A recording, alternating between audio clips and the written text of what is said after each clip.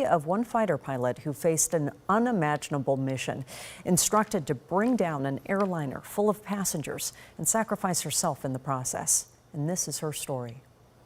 Flying has always been part of Lieutenant Heather Penney's life. As a girl, she watched her father, a fighter pilot, and became a fighter pilot herself with the D.C. National Guard.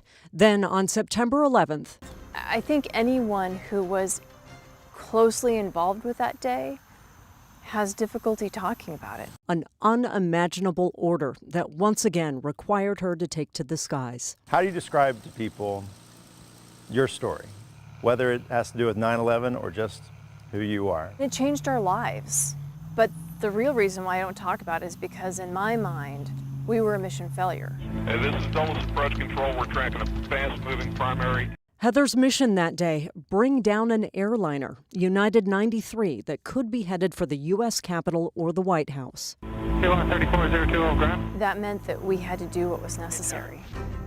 And because we didn't have any missiles on board, that meant that we would have to ram the aircraft.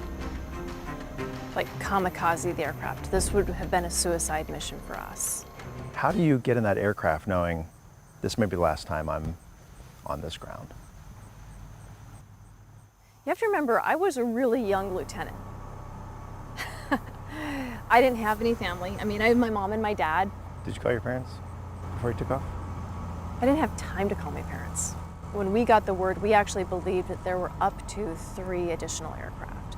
Flight 93 was one of those aircraft. United 93, verify 350. It wasn't until much later that day when Lieutenant Penney learned Flight 93 had crashed in Pennsylvania because those on board decided to fight back and take down the aircraft. But those passengers should not have had to have made that decision.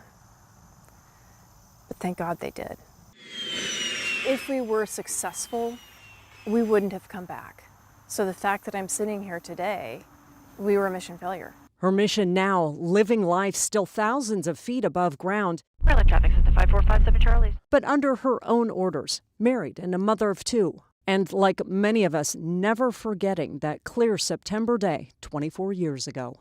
For me, what's important is not to live in the trauma or the sensationalism or the hate or the anger or the fear. What's important is how we live out the legacy of the people who gave their lives.